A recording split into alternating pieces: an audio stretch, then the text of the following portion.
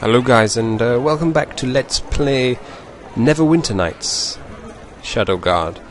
And when we last left off, we had we left the courtyard of the graduation hall, and we'd made our way to the marketplace. And there is a curious character standing right in front of us. Should we check the map just to see what's what? There's the main plaza, a herbalist, a sewer entrance, Rago's eatery, a gem shop, specialty goods, a weaponsmith, a boathouse, and then a bridge to the docks and a tavern. Now, shall we just quickly go through our journal, because there is a character that we need to speak to. It is Marcus Albright, so it is the character stood right here in front of us. So shall we approach? Yes, hello to you. Marcus Albright, excuse me, but may I have a word with you? Might I have a word with you for a moment? The man standing before you appears solemn and grim, but the glint in his eyes seems to carry an unusual wisdom and strength. Shall we continue? Good afternoon to you, young sir. I am Marcus Albright, a traveller of the northern reaches, and I extend my greetings to you.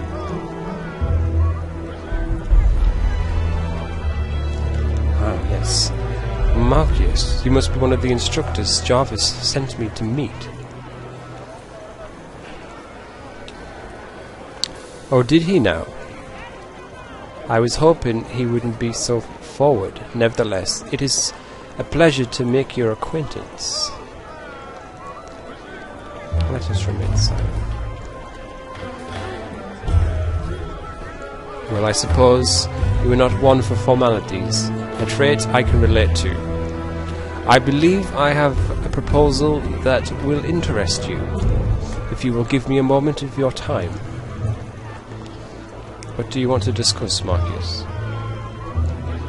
It has come to my attention that a group of slavers, part of a broader organization known as the Bloodhawks, has set up a base somewhere here in Garak. Continue. These foul criminals have been collecting their victims from the people of the Market District to later be sent north and sold into a life of cruel servitude. I would like for you to aid me in bringing an end to their activity in this city.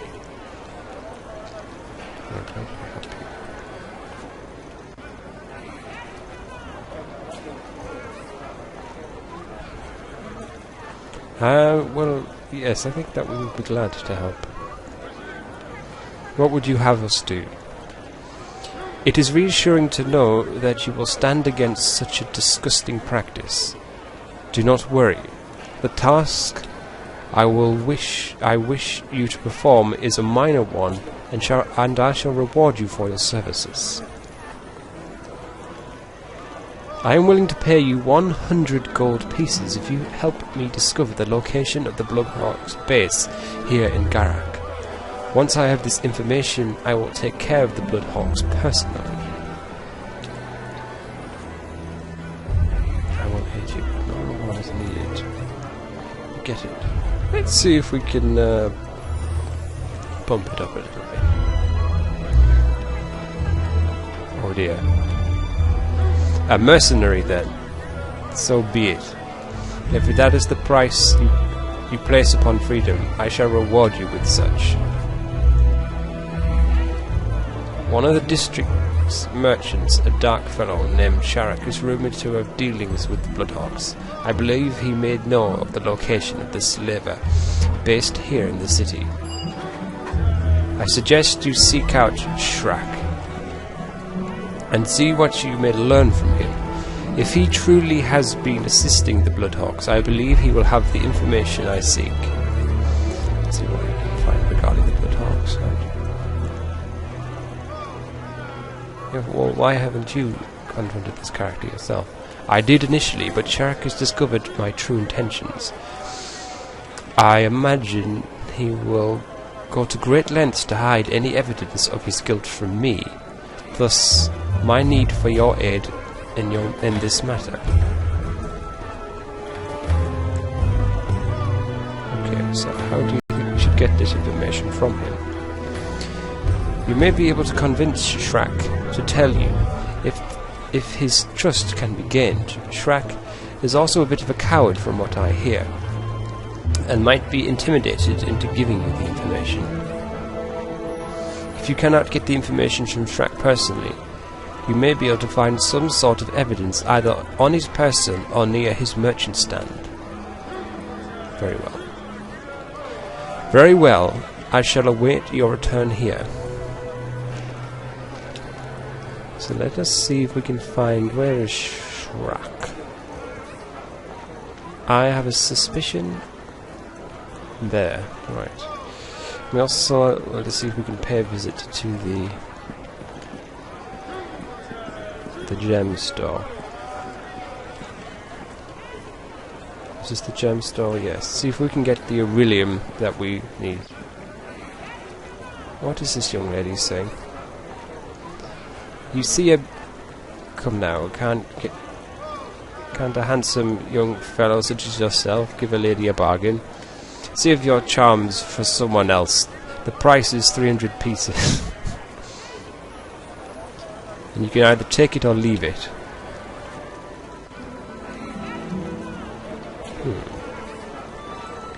Right.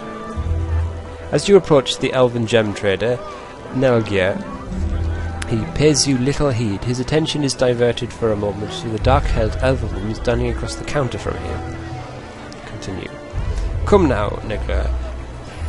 There is no way that bloodstone could possibly be worth more than a couple of gold pieces. You wouldn't rob a lady such as... in such a fashion, would you? Nelgear sniggers. Take your charms elsewhere, woman. I'll have none of it. If you want the bloody stone so bad, you'll pay what I ask for. The elven woman leans in nearer to Nelgear, stroking the side of her face softly. Now, that's no way to speak to a lady.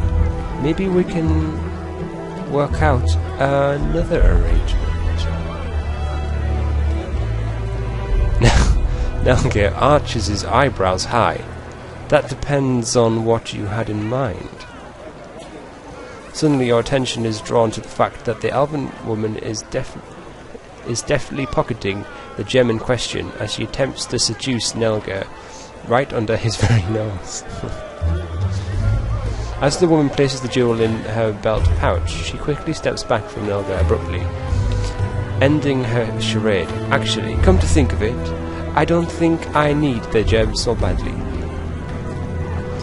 As you debate whether to speak up or not, Nelgear suddenly realizes the elven woman's ruse. Wait a minute, you thief! Give me back my bloodstone! The elven woman makes to run, but Neville grabs her forearm roughly, holding her in place. You'll not be going anywhere with my goods, wench. You'll stay here like a good girl and wait for the guards to arrive. Oh dear.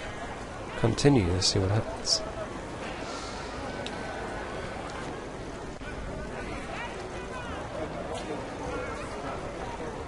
The woman curses softly and then turns her steely gaze towards Nelgear. You'll come to regret this, worm.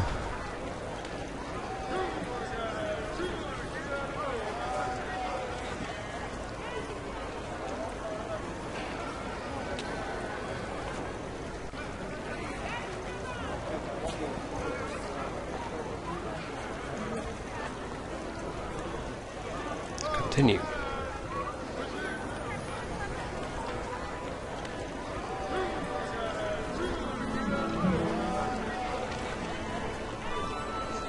What is going on here with this game? It's really, really lagging. Okay. The woman begins uttering a dark incantation. Arcana, Mistress of Death, hear my plea. Send me a servant to break this curse hold on me. Continue. The ground begins to shake around the merchant's stand, and Nelga's eyes grow wide. What in the hells?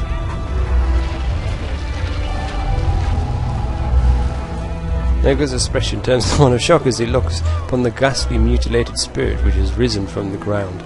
His grip on the woman's arm weakened as he stares in wilder wonderment. My word.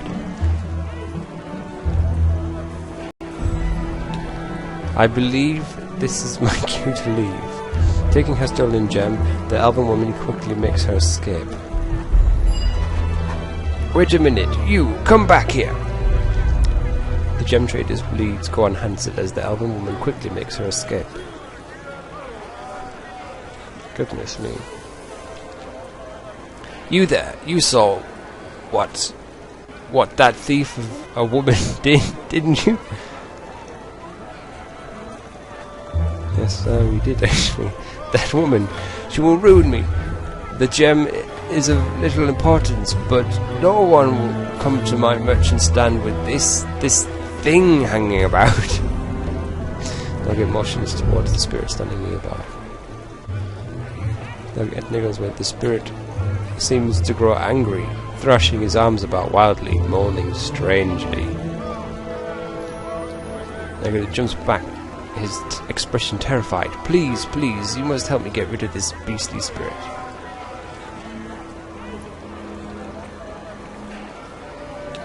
Oh, thank you, sir. You are most gracious to aid me so. I'd be willing to pay you 200 gold pieces if you can find a way to rid me of this cursed spirit. If the thing continues to haunt my stand much longer, it will drive me out of business, so it is a small price to pay. What about for 300? Failure. I will just take the 200.